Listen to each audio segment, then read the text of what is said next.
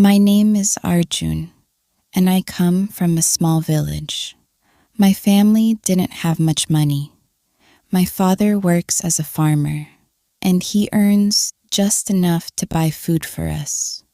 My mother is a housewife, and she takes care of me and my younger sister. I always dreamed of a better life, one where I could take care of my parents, make them proud, and help them live without any worries. I wanted to be rich, to live a life where we didn't struggle to pay for things. I knew that to reach that dream, I needed to learn something big, something that would open doors for me. One day, when I was in middle school, a new boy joined our class. His name was Rohan, and he had come from the USA. Rohan was different from everyone else in my class. He wore stylish clothes, carried books in English, and spoke fluent English. When he spoke, his words flowed like a song, and it felt like he was from a whole other world. I was amazed by how easily he could talk and understand English.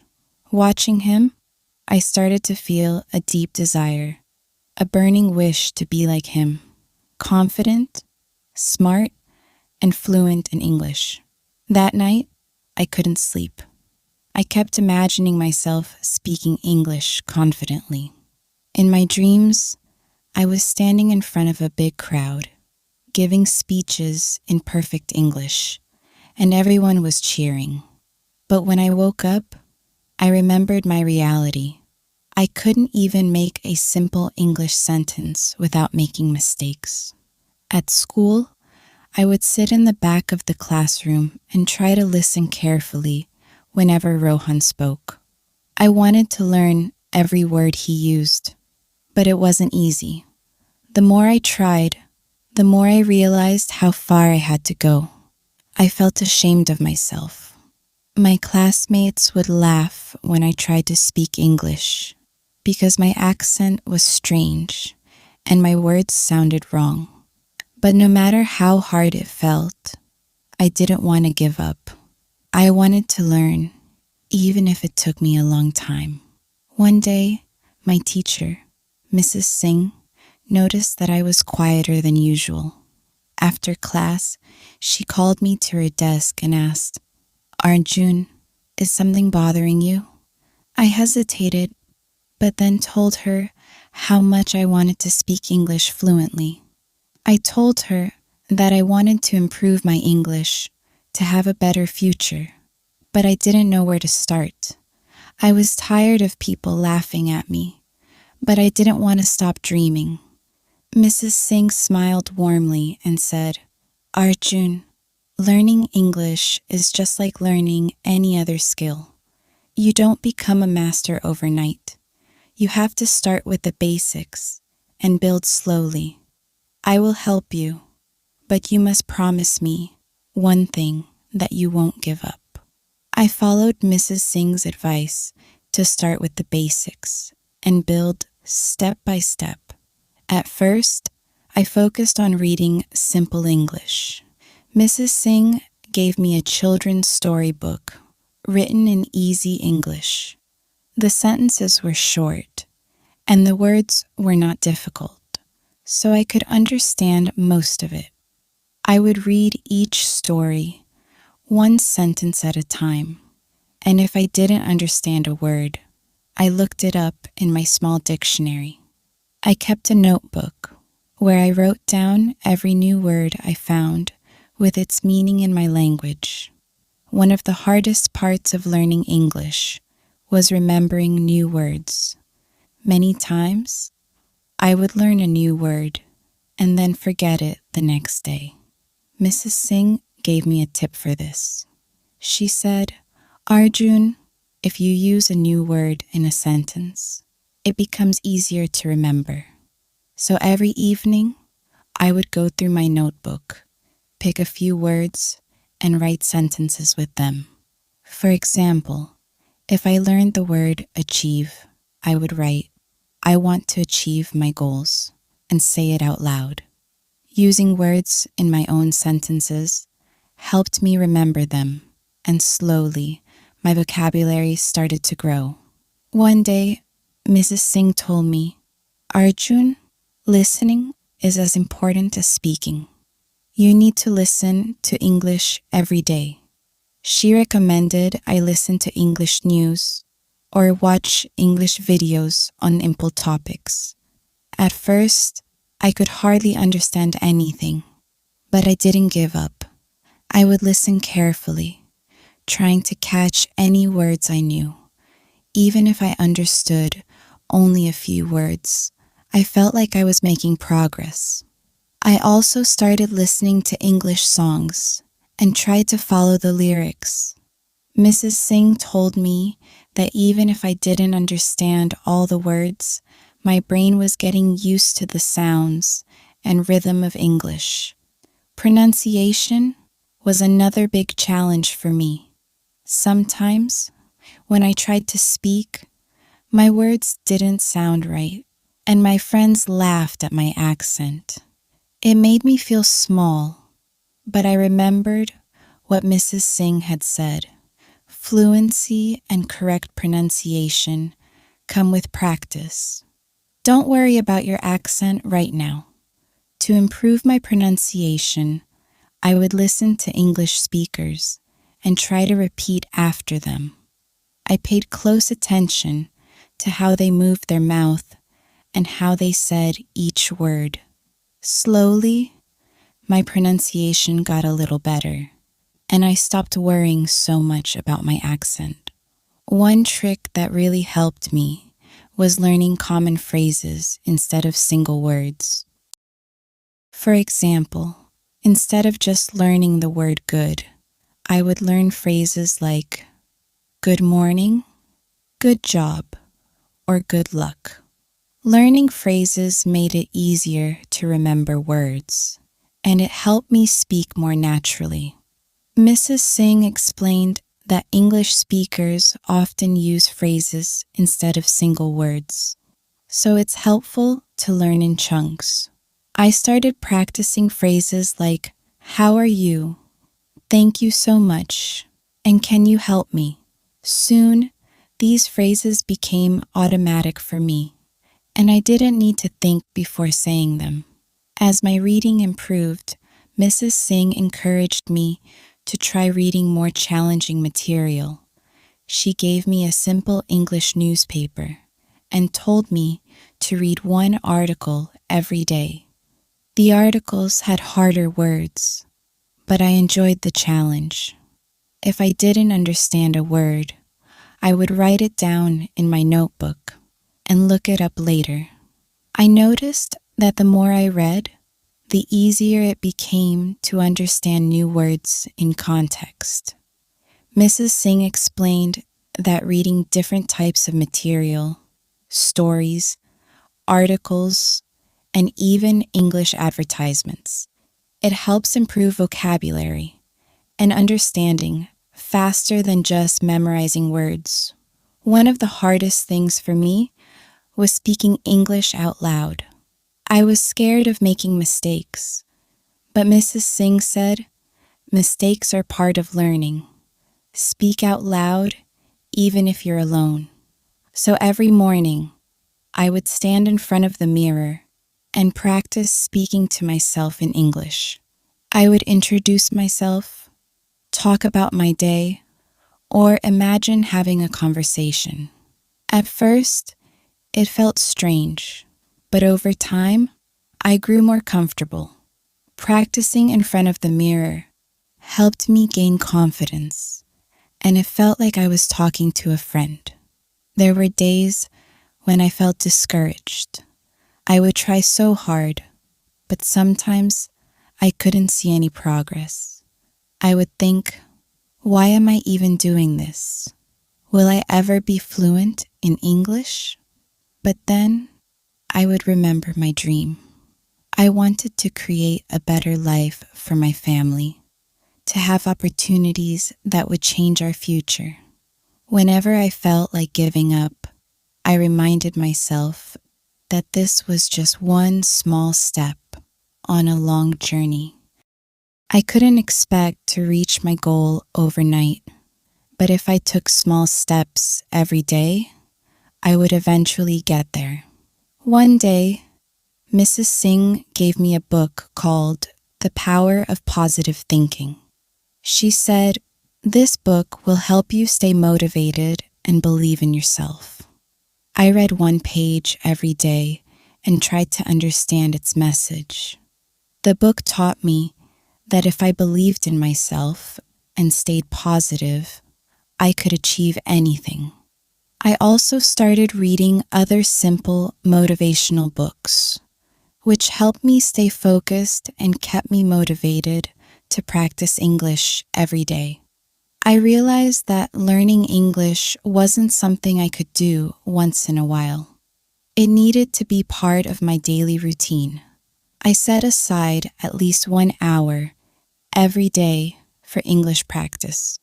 During that time, I would read, write sentences with new words, listen to English audio, or speak out loud.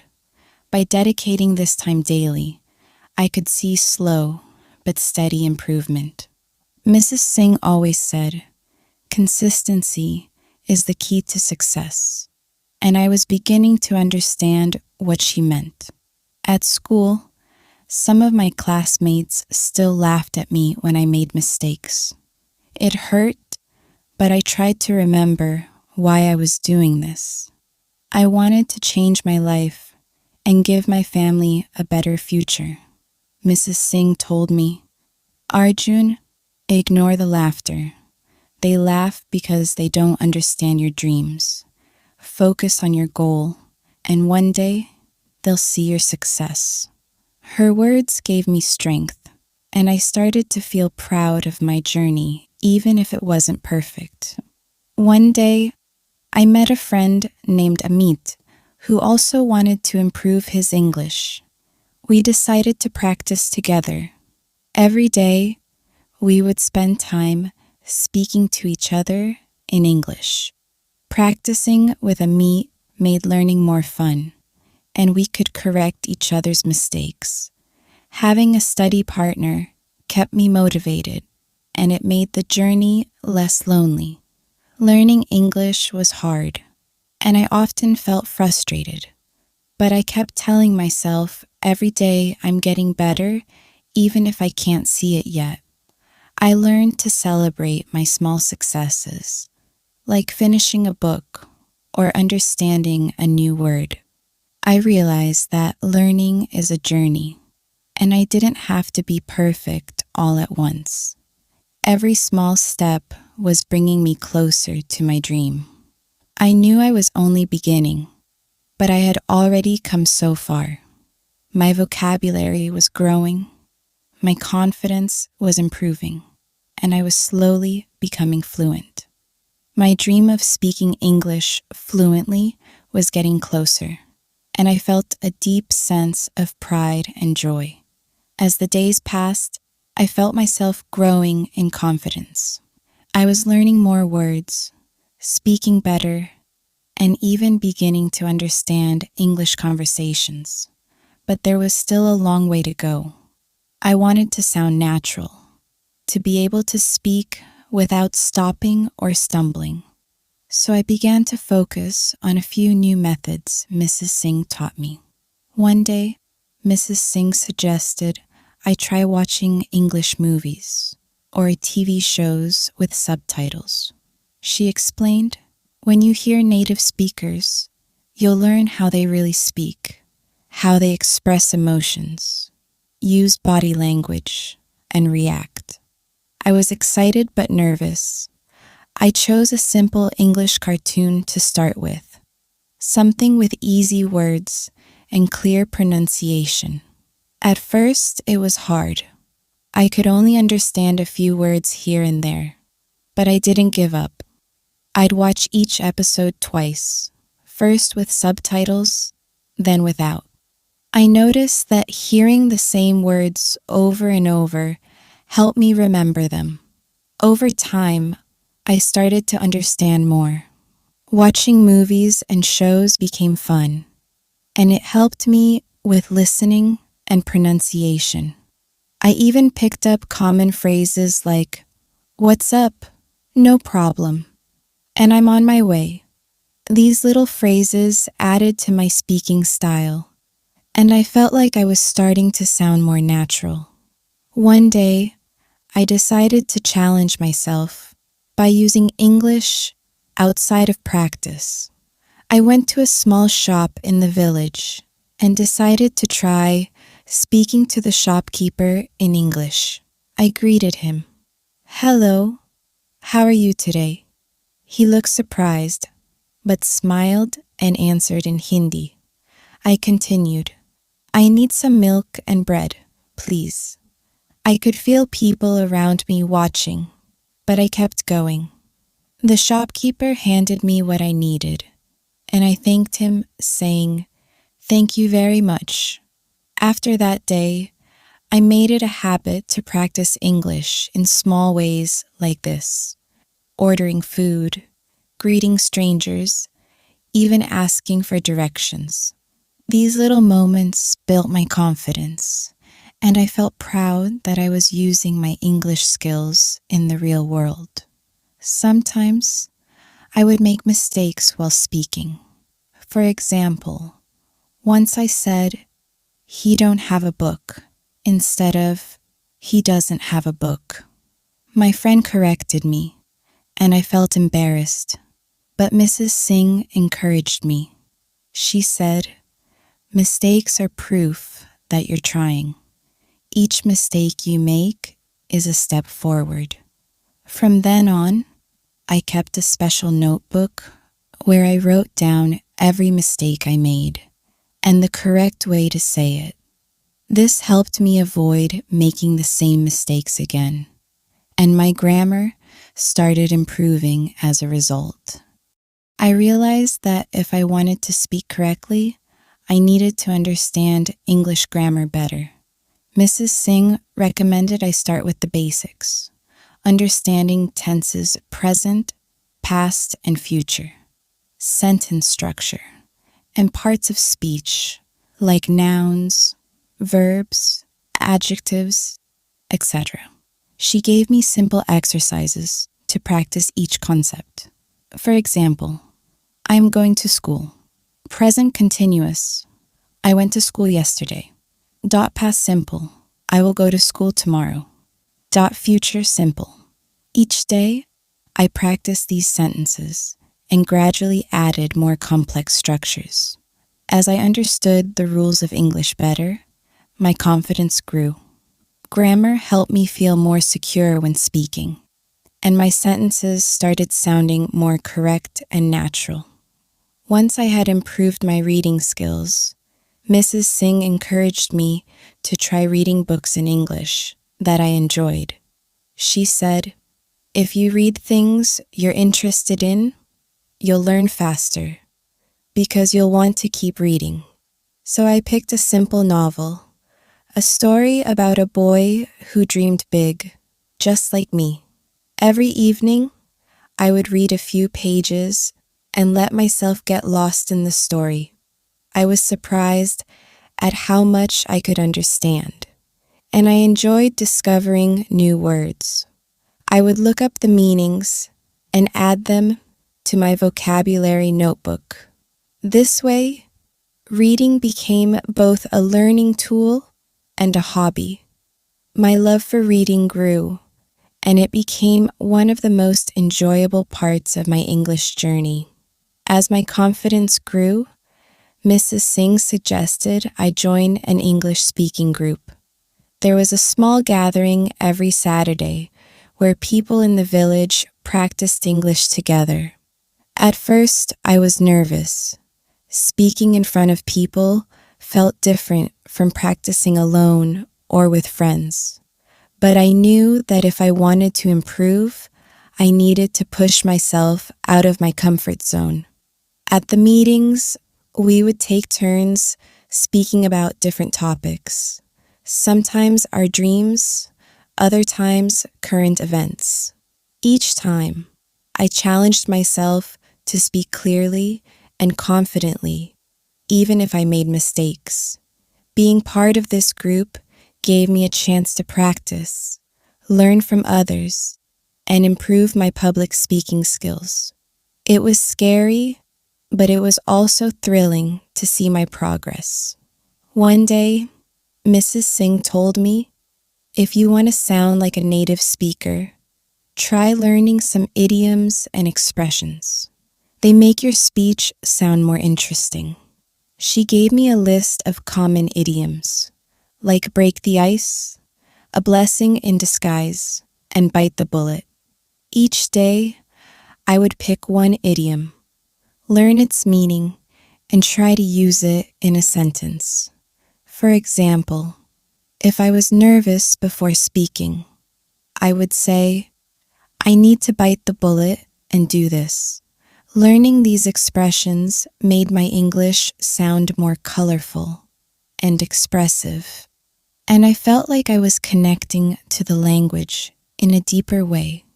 To improve my writing, Mrs. Singh asked me to start keeping a journal.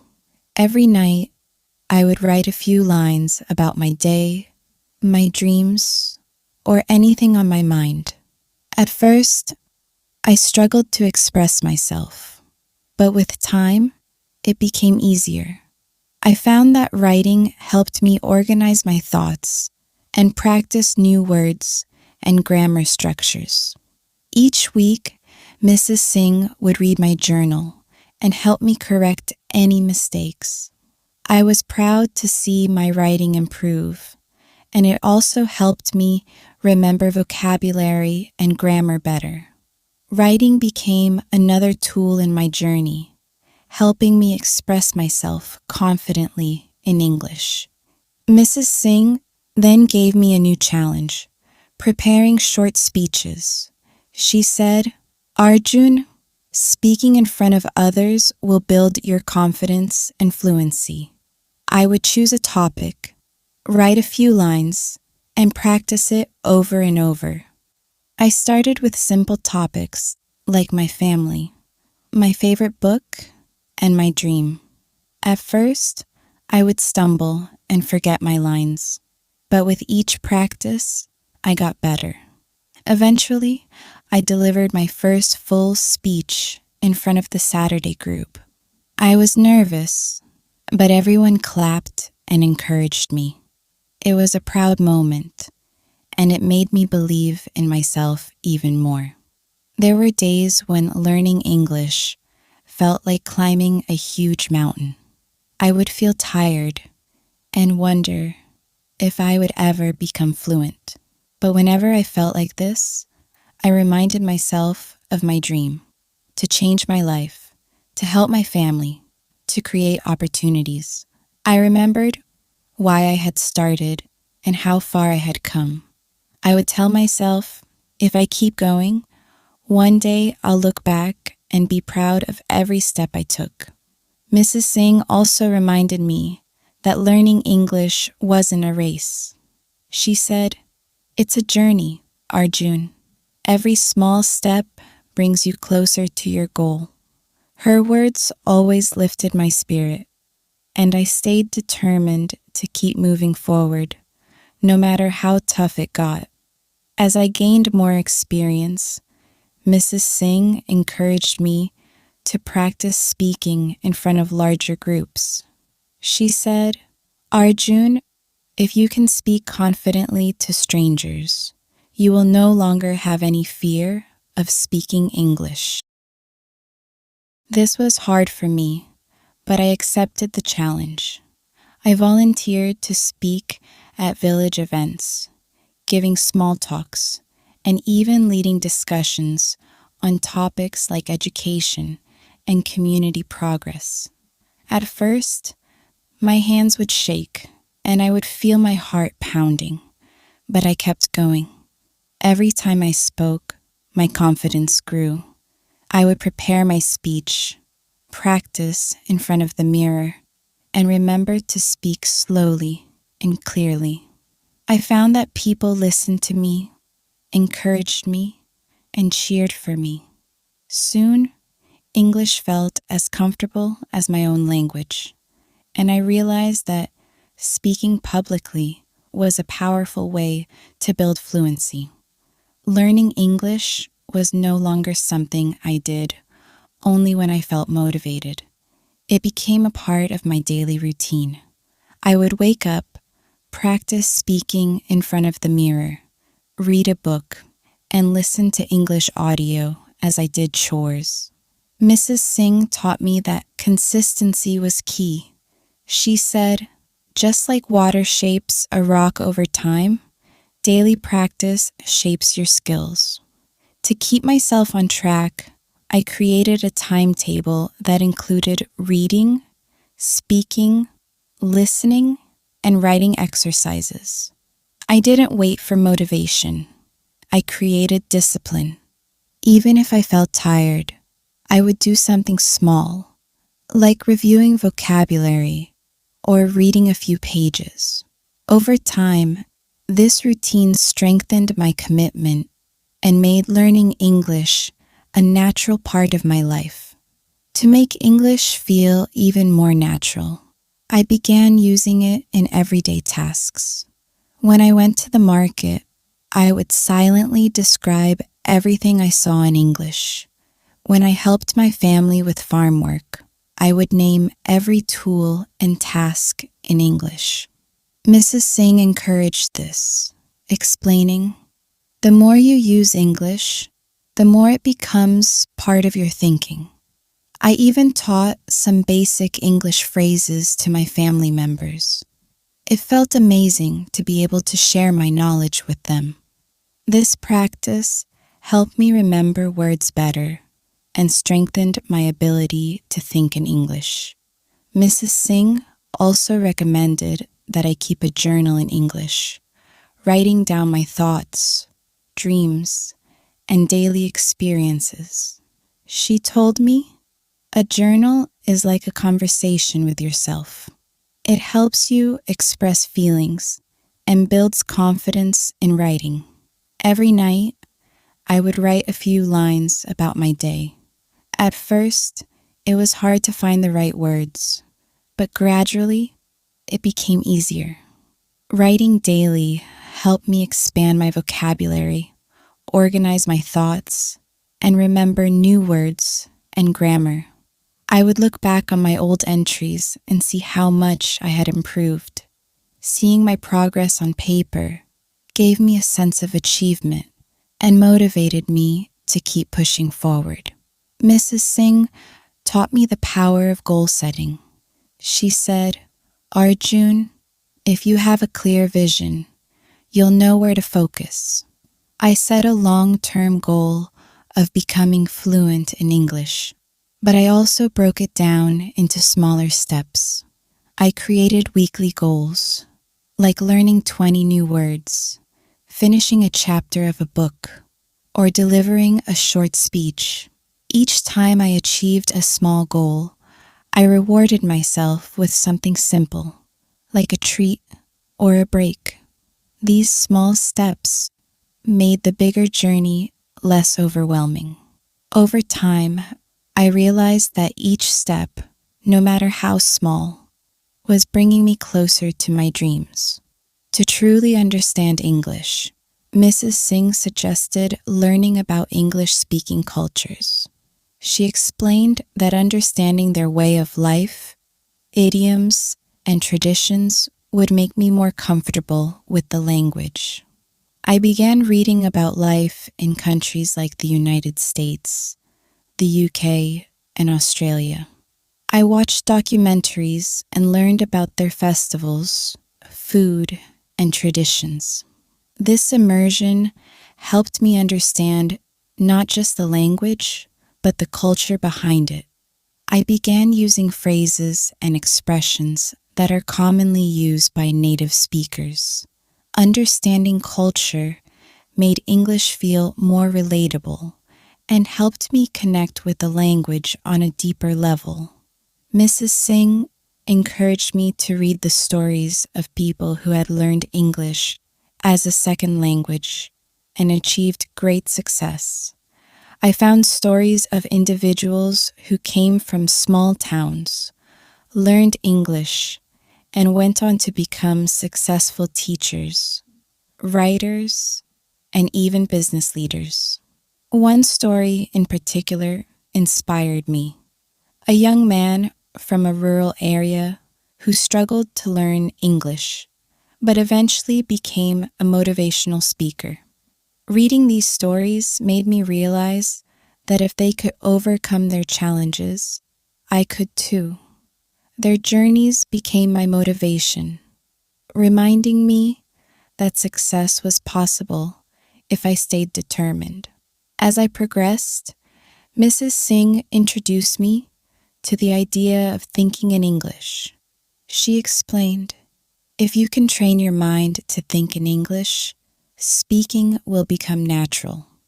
I began by describing simple things around me in English. The sky is blue. I'm walking to the market. Gradually, I tried thinking about my goals, dreams, and even my worries in English. At first, it was challenging, but with time, it became easier.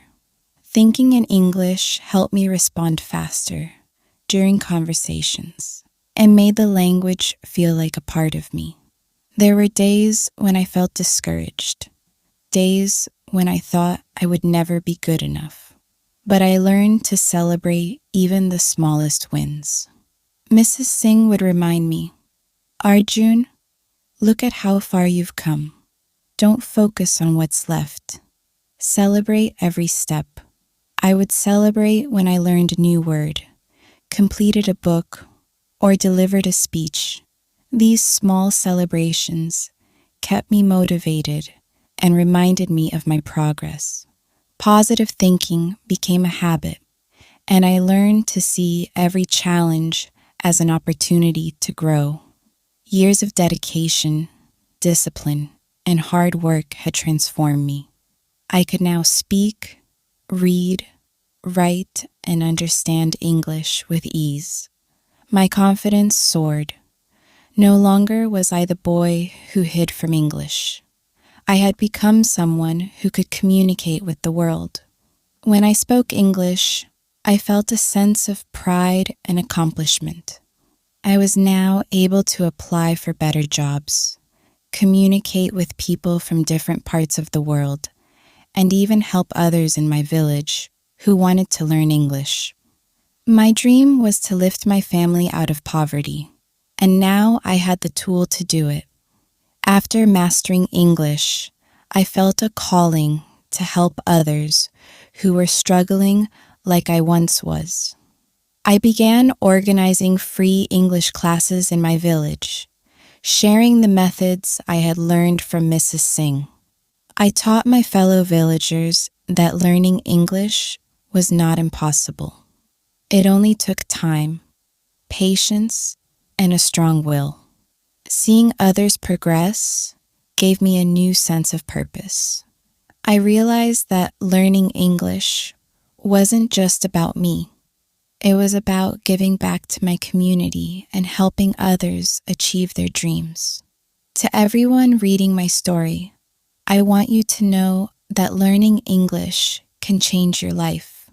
It might seem hard at first, but with patience and persistence, you can achieve fluency. Remember too, stay consistent. Practice every day, even if it's just for a few minutes. Set small goals. Break down your journey into manageable steps. Use English daily. Speak, write, read, and think in English as much as you can.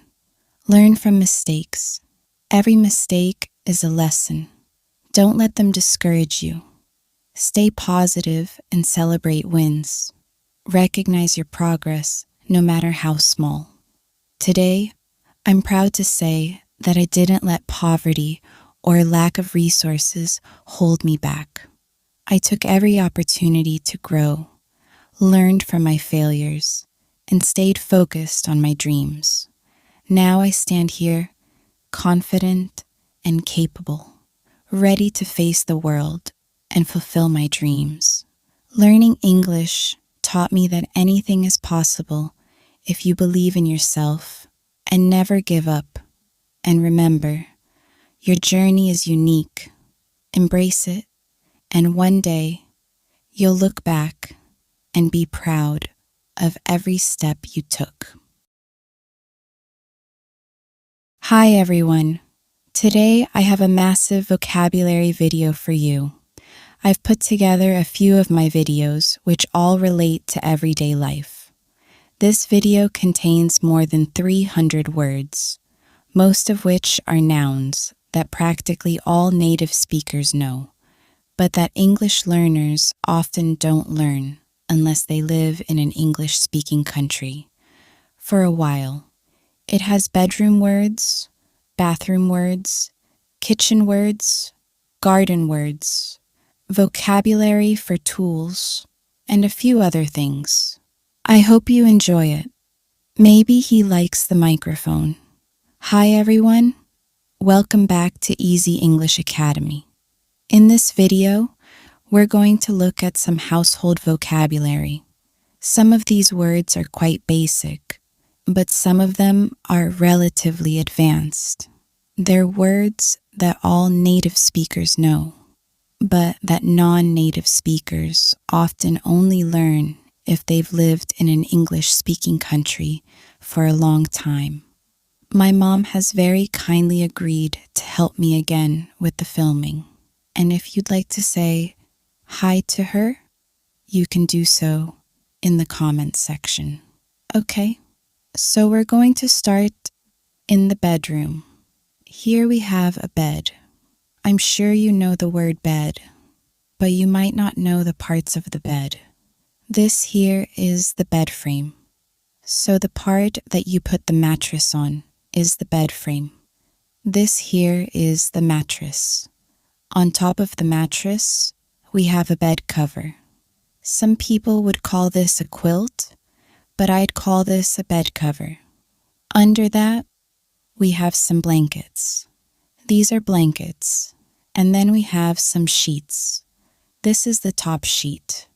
You can also call it a flat sheet.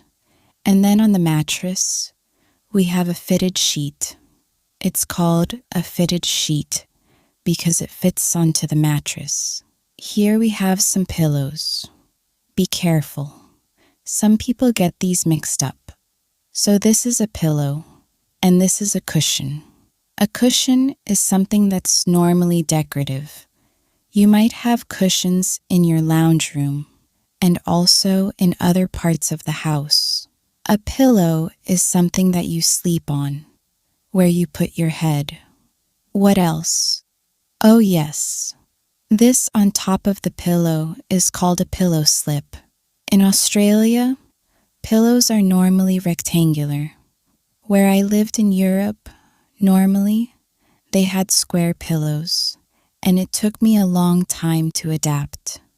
I don't think I did actually adapt. I think I managed to find rectangular ones somewhere. This is cat hair because Tom likes to sleep on my bed during the day, not at night. At night, you go into your little room, don't you? We lock you away. Now, this here is a painting. Here, we have a regular chair, but I've also put a towel on the chair because Tom likes to scratch this material, and that stops him from doing that. This is the window. This part here is called the windowsill. Okay, these are blinds. You can just say a blind if it's all one piece, but when it's in pieces like this, we call them blinds. These are vertical blinds. I think it's obvious why we call them that.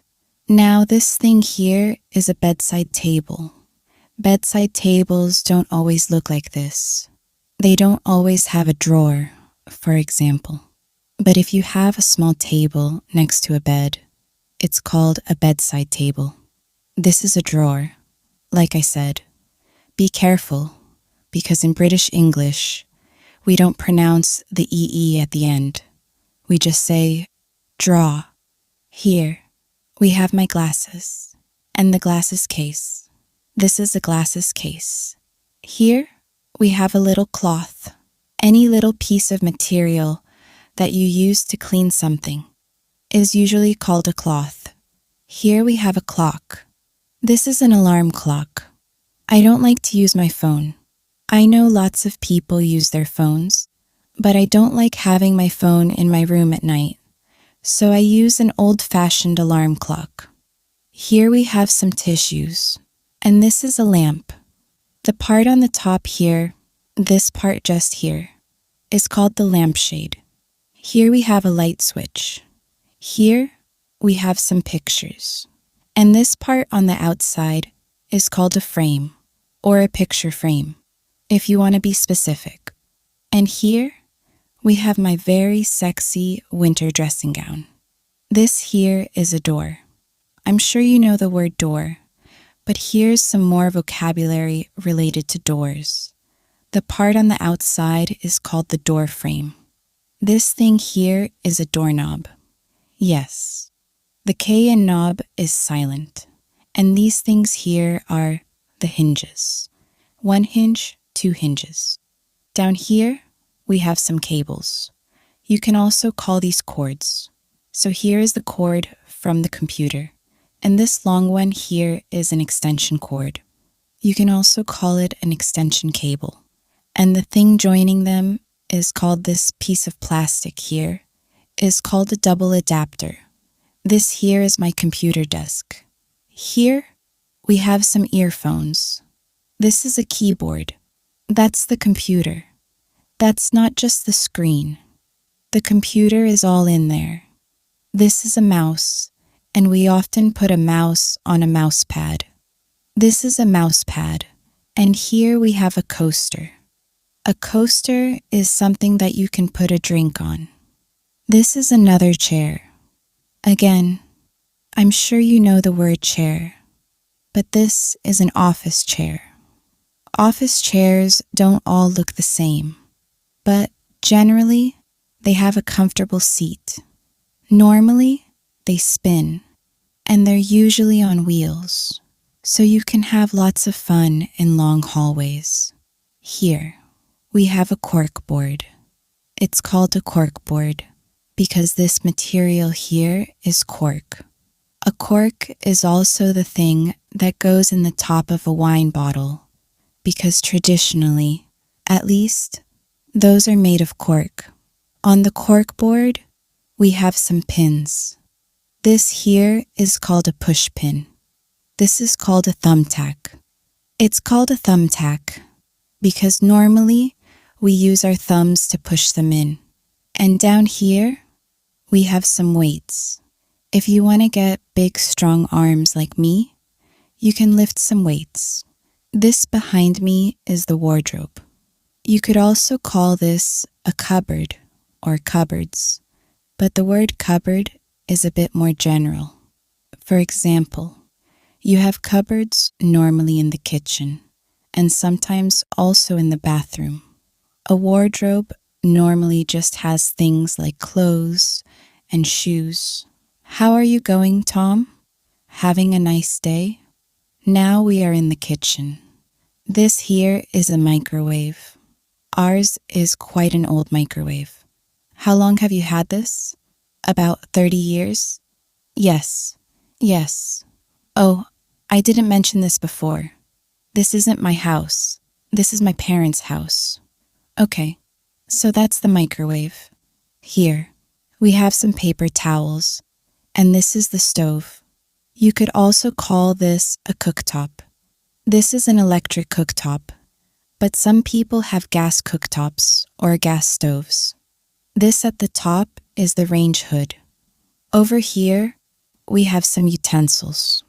Utensils is a general word for things like this that we use in the kitchen, like wooden spoons and spatulas. This here is a pot holder for getting things out of the oven or picking up hot pots. I'll put it back later. Down here, we have some pots. Those are pots. Here, we have a hand towel. This is for drying hands. And this is a tea towel, which we use for drying dishes and cups and other things like that. I don't know why we call it a tea towel, but that's the name. Here we have the oven, and this is a toaster oven. We don't actually have a traditional toaster. If we want to make toast, we use a toaster oven. These are crumbs because we need to clean the kitchen, and this is a fridge. The long word is refrigerator, but most people just say fridge. The top part here is the freezer. The freezer is where you put things, like ice cream, ice cubes, and frozen vegetables. On our fridge, we have lots of magnets. If you put a magnet that goes on a fridge, then you can call it a fridge magnet. These are fridge magnets. Here, we have a chart about dangerous spiders, because we live in Australia. This here is a fruit basket. At the moment, we have some apples, some passion fruit, some mandarins, and a papaya. This is a timer. Some people use their phones these days, but lots of kitchens still have timers. This is a cutting board. You can also call it a chopping board. This one is made of marble, so it's quite heavy. This area here is called the bench top. Most kitchens have a couple of bench tops. So this area here is also called a bench top. This here is a coffee pot. As you may have noticed, this isn't actually coffee. We use it for tea, so we use it as a teapot. This thing here is a knife sharpener, so it's something you use to sharpen knives. That's the sink, and this is the dishwasher. And one more thing for the kitchen. This is a calendar. We're now in the laundry. This is also Tom's room. So if you see any mess, it belongs to Tom. This here is a washing machine. This one is a top loader, or a top loading washing machine. It's called that because you put the clothes in the top. Machines that open on the side are called front loaders, or front loading washing machines. This here is a mop, a very simple word. Mop. Hello, Tom. That noise that you can hear is Tom eating. This thing here is not a mop. This is a broom. Down here, we have a bucket, and this on the ground, here is a mat. That is also a mat. Here we have, can you see it? Here we have the clothes dryer, or more, simply the dryer. This is a laundry basket, and in the laundry basket, we have some pegs. So 1 peg, 2 pegs. Here, we have an ironing board. This is an iron. Be careful of the pronunciation. I did an entire video on it. Video on this. This isn't an aeon in British English. We say a and an, and this is a clothes hanger. You can also shorten it and just say hanger. This door here is called a screen door because that part there is a screen. And we have a lot of screen doors in Australia to keep the flies out. This thing here is Tom's bed, and these are Tom's little friends. That's baby Frank. This little thing here is called a doorstop. It's called a doorstop because it can stop a door. This here is for our cat Tom. It's called a climbing frame. We got this for Tom because he's an indoor cat, and this keeps him a little bit amused. Behind me, we have another type of door. This is a sliding door. It's noisy. This is a sliding door because it slides. Here we have a table. This is a dining table. These are chairs, but if you want to be specific, you can call them dining chairs. Here we have some more coasters, and these are placemats. So this is what you put plates, bowls, and things like that on. Over here, we have a curtain. Be careful of the pronunciation. I know it looks like curtain, but we pronounce it curtain. And this is something that you will find in most Australian homes. This is a fly water. We are now in the lounge room. You can also call it a living room. I'm now standing in front of a wall unit. This big piece of furniture made up of lots of little shelves and cupboards is called a wall unit. Now on the wall unit, we've got lots of bits and pieces. These sorts of things are called ornaments.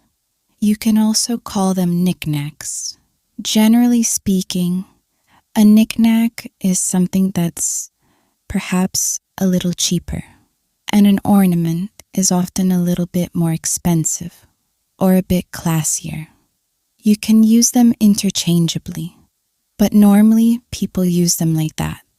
So for example, you might call this an ornament, and this probably a knickknack. This is called a figurine. A figurine is like a small statue or a sort of doll. These here are candle holders. If you don't know what a candle is, this is a candle. But obviously, you'd put smaller ones into these. Here, we have a photo frame. This is actually me when I was going to the formal at the end of high school. So, yeah, the thing on the outside is a photo frame. Here, we have some books. Now, some vocabulary related to books. This here is oops. I hope no one was reading that. This is a bookmark. This part here is called the spine, just like the spine in our back, the spine of a book. The part on the outside altogether is called the book cover. That there is obviously the television. Normally, we don't say television though. Usually, we just say TV. This here is a DVD player, and that is a VHS player. Yes, we still have one of those. Now we have a couple of heaters. We don't need these throughout the whole year. Here where we live, we really just use them in winter, and we don't use them at the same time. We did that once by accident, and all the lights went out. This here is a fan heater, and this is an oil heater. Over here, we have some more coasters, and this is a globe. This thing here is called a liquor cabinet. It's where we keep alcohol, and this is Frank's favorite part of the house. This here is the couch. You can also call it a sofa, and you can also call it a lounge. We have a cover on our couch, so this is a couch cover. Here, we have some more cushions and a blanket. The material covering this floor is called carpet. This is carpet. Carpet is countable and uncountable. So you can say a carpet or some carpet. If you have a small piece of carpet, we would call that a rug. Here, we don't have carpet. Here, we have tiles. One tile, several tiles. Here, we have some bricks. One brick, several bricks. And this is our doorbell. This is a more traditional doorbell. Most people nowadays have electronic doorbells that have a little button. This little thing down here is a doorstop. Okay, Tom. So this is when Tom gets angry. We didn't do anything. What's wrong with you? Okay, we'll go now. We'll leave you, Tom. Hi, guys. Welcome back to Easy English Academy. In this video, we're going to look at some nature vocabulary. We're not actually out in the wild. We're at the Botanic Gardens, so it's sort of organized nature, but it's a very nice place to come for a walk. My mom is again helping me film this video. Hi, Mom. Okay, guys, let's get going. This is the sign that's out the front of the gardens. Okay, it's not nature vocabulary, but I thought there were some interesting things here. I think it's quite obvious what these means. No dogs, no bikes, no skateboards. They also use reclaimed water. Basically, they're using treated sewage water, and you shouldn't drink it. I guess they have these so they don't get sued. Some warnings. There are some ponds and things, so you should be careful where you walk. I suppose that's what they mean by walk water hazard. The ground is a bit uneven in places, so some places it's not totally flat or smooth. There can be falling branches. In other words, bits falling from trees. And there is some wildlife in here. So there are some animals wandering around. As they say, use of this facility may be hazardous. Please be careful. So we're going to do our best not to fall in the water. This thing behind me is a pond. This area of water and the plants on the pond are called lilies. Oh, look, there's an animal. There's some sort of lizard in there. Can you see it? There's some wildlife. It's not moving. I think it's real. There, you can see another lizard enjoying the sun. Now, this here is called a stump. It's the bit that's left of the tree when it's been cut. This type of plant here is called a vine. A vine is a plant that grows on other things. It sorts of climbs and clings to other plants and structures. What we're walking on here are called paths. That's a path. That's another path. We're not actually allowed to go down this path, but those plants that you can see in there that grow in the water, those are mangroves. Mangroves. This thing here is a sprinkler. It's what they use to water the gardens if there's not enough rain. Here, we have another stump, and on the ground, we've got various things. There are lots of dead leaves. These are dead leaves. There are also lots of sticks. Now a stick is something like this. But if the stick is quite thin, like these ones, we call them twigs. So a twig is just a thin stick. Here, we have another vine. Like I said, a vine is a plant that grows on something else. So here we have a vine growing on this big tree. Here we have another tree. I'm sure you know that word. The outer part of the tree is called bark. This is bark. It's a bit like the skin of a tree. This here is a big piece of bark that was on the ground. Some trees regularly shed their bark. That means that they lose their bark. The bark falls down, and after they shed their bark, new bark grows. Here are a couple of things that you don't find in nature, but are still good to know. This area here, where it goes down, is a gutter. You also have gutters in the street and on houses. It's where rainwater goes. These little rocks here are called gravel. It's uncountable, so we say some gravel. This plant here is called a fern. So all of these plants here, they're ferns. This is another type of fern. This is called a tree fern. And this here is a bench, which is something that we often have in gardens and parks. These are the roots of a very large tree. Here, you can see more of the tree. The roots are the part that go under the ground. Okay, guys, I'm very excited because I didn't expect to see this here. The green stuff growing on this path is called moss. Moss often grows on rocks and trees. It grows in damp places. Damp means a bit wet. It needs quite a lot of water to grow. That bird there is called a bush turkey, and they're very common in this region of Australia. That big bird there is a kabur. That's the bird that's got the really interesting laugh.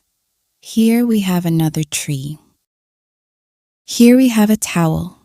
This is called a hand towel because we use it to dry our hands. And be careful of the pronunciation. We don't usually say handy towel. We link it and say hand towel, hand towel. Down there, we have a bin. There's nothing in it at the moment because I just emptied it. But yeah, that's a bin. Ah, yes. And down here, we have a hairdryer. Hairdryer. That down there is a bath mat. Okay. And on the floor, these are tiles. Tiles. There are also some tiles on the wall. Like, for example, these. These are tiles. Okay. And there we have the toilet. Next to the toilet is the toilet brush. And that is a toilet roll holder. Okay. It holds toilet rolls. It holds toilet paper. Okay. Toilet paper. Very useful stuff. Here, we have a bath. So you could call this a bath or you could call it a bathtub. So bath or bathtub. That's a soap holder. So normally there's soap in there. And this is a PL plug. So this is what we put in here if we want to have a bath. This is a hose. So a bit different from the hose types that we have in the garden. But we would also call this a hose. Maybe a shower hose or a bath hose. Okay? This is a regular towel. So this, you could just call it towel. Or if you want to be specific, you could call it a bath towel. Here we have the shower. This shower is, well, it's particularly big. I think it's a little bit excessive. We don't really need showers this big, but I don't know. I didn't design the house, and neither did my parents. This is a walk-in shower, because you walk into it and it's flat. You can walk around. Some showers are like in bathtubs. We wouldn't call those walk-in showers. These are doors. More specifically, they are glass sliding doors because they slide. It's now apparently illegal to make shower doors with this type of material. In other words, glass with small pieces of wire, because if you fall, it can cause more damage. Yeah, but this house was built in the 1980s, so we still have that. Okay, what else? Hot water, cold water. We call this the shower head. Shower head. And here we have a rack. This here, this brown stuff is rust because obviously if you have metal that is exposed to water very frequently, it will often rust. So to rust, and the noun is rust, and the adjective is rusty. Here we have some soap in the soap holder. This is a face washer. We wouldn't call this a face towel. We would call this a washer or a face washer. I'm sure you know these words. This is shampoo, and this is conditioner. Be careful of the pronunciation. It's not conditioner. It's conditioner. The first vowel is conditioner, conditioner. And that is some face wash. And that is another bath mat. Oh yes, and I forgot about this. This is a shower cap, something you can put over your hair if you don't want it to get wet when you're having a bath or a shower. Because oopsies. Hi guys, welcome back to Easy English Academy. Today I have a craft and DIY vocabulary video for you. So we will look at nouns and verbs related to craft and DIY. DIY simply means do it yourself. And normally, it refers to doing things around the house like decorating, renovating, or repairing. But sometimes, people also use the term DIY for crafts. You've probably heard lots of teachers say that it's best to learn vocabulary in context. And repetition is also important, which is why I'm going to do a demonstration for you today. If you don't know what I'm talking about, don't worry. You will see there is a method to the madness. Now, because it's the Christmas season, I thought we could make a beautiful Christmas decoration. To make this decoration, what you need is a piece of green cardboard. You will need a marker, a pencil, a ruler, a paper clip, some sequins, some ribbon, and some scissors. Remember, scissors are not countable. You can't say a scissors. You have to say some scissors, or simply scissors. Finally, you will need some glue. It's best if you can find some wood glue or craft glue. Those are basically the same things. It's for gluing materials like fabric, paper, or cardboard. But if you don't have that, you can use super glue. Super glue is the really powerful glue that can glue your fingertips together or your eyelids.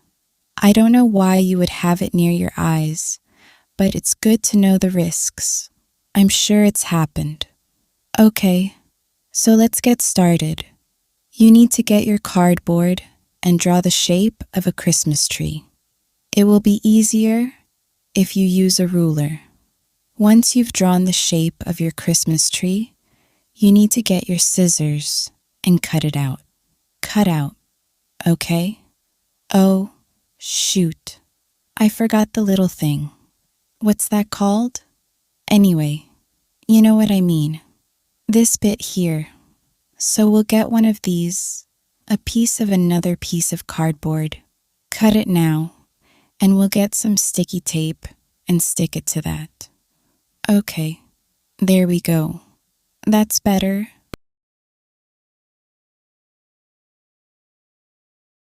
Just a little bit on this side. Okay. Now we are going to take our marker and draw the tinsel. It's really strange. This tiny little thing can be called so many things. Some people call them felt tip markers. In the US, they're sometimes called magic markers, or sometimes Sharpie, because Sharpie is a brand. In Australia, we call them Texa, because Texa is a brand. But if you call them markers or felt tip pens, everybody will understand you. Okay, so you take your marker and draw some tinsel, just something like that. Now we are going to add some sequins. So you need to open the packet. Oops. To stick the sequins to your tree, you're going to need some glue. Well, we'll first put it here. Okay? Like this. And then you are going to take, what did I do with that?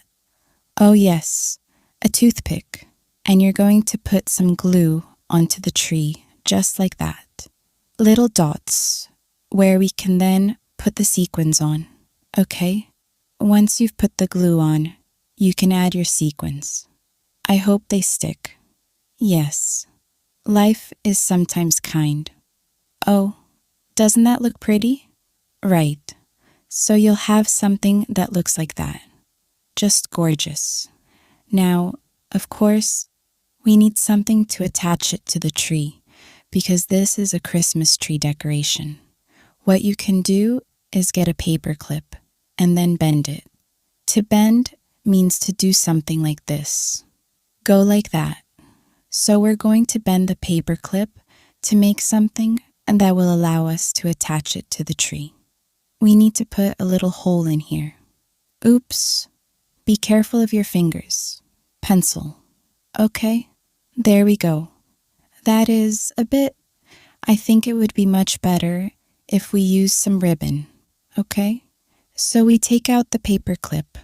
Yes, we'll use some green ribbon. Ribbon traditionally was made of fabric.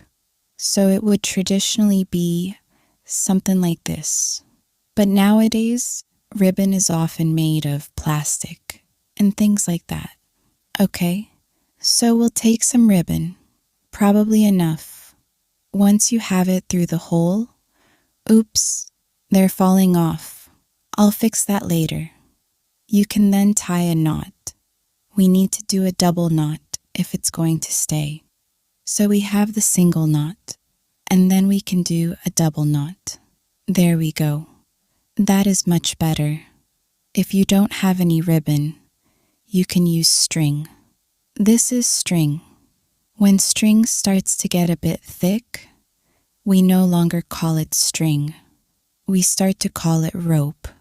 So if you have something like this, something that's quite thick, rope can be really thick, like the things that they use on boats, but we would also call this rope. String is something quite thin. I think we're done. What do you think, Frank? Do you think it's beautiful? He's so loyal. See you next time. Hi guys. Welcome back to Easy English Academy. Because it's such a nice day today, I thought it would be a good opportunity to show you my backyard. And in doing so, teach you some backyard and garden related vocabulary. Now, some people do use the words backyard and garden interchangeably. Technically, there is a slight difference. When you say garden, people normally think of a place with lots of plants, flowers, vegetables, that sort of thing. And a yard is just an area of land that's normally enclosed by a fence or something, and that is attached to a building. But seeing as most backyards have some sort of plants in them, we can say backyard or garden, okay? Let's have a look. Starting there, we have the back door, or one of the back doors, and that leads out onto our patio. This is a covered patio because it has a roof over it. It's a bit of a mess at the moment because it's not actually summer yet, and we don't really use it until it gets quite hot. It's spring in Australia at the moment, which means it's quite warm. But unlike in Europe, where people will rush outside when it's 22 degrees, that's still a little bit cold for us. So we're waiting until it gets really hot.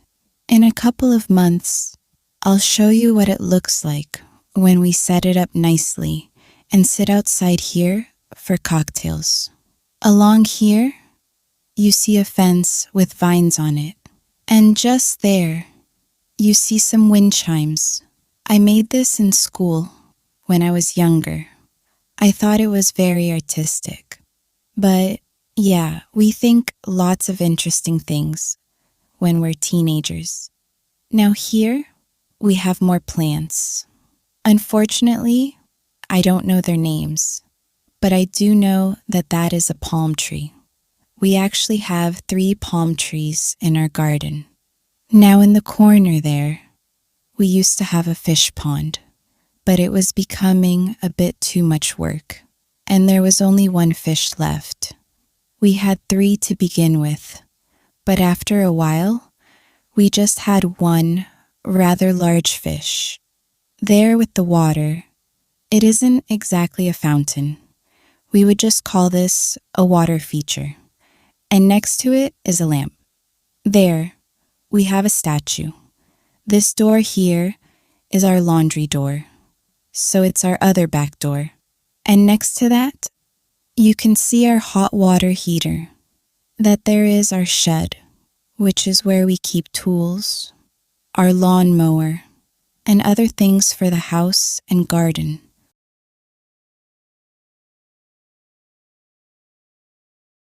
This piece of concrete is, of course, a path, and the path leads to the clothesline. The clothesline is where we normally hang our wet clothes and sheets to dry. But today, you can see Frank and George there. They were a bit dirty, So we put them through the washing machine and hung them out here to dry in the sun. This particular type of clothesline is very specific to Australia and New Zealand.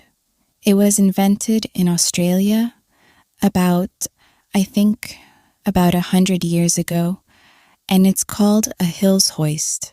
It's really quite clever because you can take this lever here and increase, or decrease the height. Bye-bye, guys. There is one more thing I want to show you. This is the garden hose. So you use this to water plants or to clean things. Hello. Welcome to Easy English Academy. In today's video, I'm going to teach you the names of common kitchen utensils. I'm also going to explain some of their, perhaps, not so common uses. Let's start with my favorite utensil, the bottle opener. You use this to open bottles. That is, of course, if you don't want to use your teeth or your eye socket. Very classy. And now, my second favorite utensil, the can opener. Some can openers look like this, but I prefer these ones. A can opener is used to open these things, cans. That is, of course, if they don't have this handy ring on top. I'm sure it's happened to all of us. You go to the supermarket, you see a tin. You think, oh, that looks good. Well, it's probably just because you're cheap and too lazy to cook. But anyway, you take it home, you want to open it, and you see this. Another necessity of life is this, a corkscrew. Corkscrews are rather useful if you live in one of the many European countries that still insist on using these corks. Hence, corkscrew. Because after all, these bottles are just so much more difficult to open, and the wine doesn't taste nearly as good because there's no cork in it. Hello? Yes, I live next door. I was just wondering if you had a corkscrew. Get it? Screw. This is why I'm still single. This is a rolling pin. I don't know how many people actually still have these. I think the last time I used mine was to either crush ice or to kill a cockroach. This, boys and girls, is a ladle. Ladles are used to serve soup or stews. If you haven't heard the word stew, it's just a thicker soup. You can also use ladles as a spoon if your sink looks like this and your drawer looks like this. Oh, what would my mother say? But it is a little more refined to use cutlery. This is a knife, this is a spoon, and this is a fork. Remember that cutlery is uncountable, so you cannot say a cutlery. It's either cutlery or the cutlery, depending on whether or not you want to be specific. As I just said, this utensil is called a knife, but a knife can also look like this. And if you are not a caveman, you will preferably use one of these. When using your knife, this is called a chopping board or a cutting board. Spoons can also look like this. These are wooden spoons. Also, another option if your sink looks like this. This is a spatula. I'm sure most of you have one of these. Most of us occasionally eat eggs or pancakes. I normally just use it to kill flies. I'm Australian. This is a peeler. You use this to remove the skin off fruit and vegetables. I can't actually think of any other use for this. If you can, though, please write it in the comments. This one here is called a funnel. This can be very, very useful. This one is called a sieve. Normally, you use this for flour when you want to make a cake or something. Please note the spelling of this word. Number. It doesn't make sense, But who said that English was there to make our lives easy? And how could I forget this? This is a fry pan, also known as a frying pan. Fry pans come in all different shapes and sizes. And even if you don't have a sieve or a funnel, if you are no longer living with your parents, I truly hope that you have one of these. And finally, this item has the simplest name of all. This is a pot. You might have heard this word before. Pot is a slang word for marijuana. So if you haven't spent a lot of time in the kitchen, but you've spent a lot of time engaged in other activities, you most likely will have heard the word pot. But be careful. If you are using pot to refer to marijuana, it is uncountable. And if you are using it to refer to this thing, it is countable. So you can say, I have one pot. He has two pots, etc., etc. Hi guys, welcome back to my channel, and welcome to another vocabulary lesson. In today's video, I'm going to teach you the names for rather common household tools. Some of you might be aware that the word tool can also mean idiot. So just so we're clear, when I say household tool in this video, I'm not talking about that annoying cousin who won't go away and just hangs around your house like a bad smell. I'm talking about these things. To start with, we have a spanner, which is also known as a wrench in the US. This particular spanner is an adjustable spanner because you can use it on different sized objects. Normally, it's used to tighten or fasten nuts and bolts with a spanner, but you can also use it in emergency situations to hold things together. For example, this is another type of spanner called a ring spanner, just like the ring on your finger. You use this to fasten and tighten nuts on the end of bolts. This might not be the right size, but I think you get the idea. What I'm taking off here is a nut, which is normally hexagonal in shape. This is a washer that's seen better days. And on the right, we have a bolt.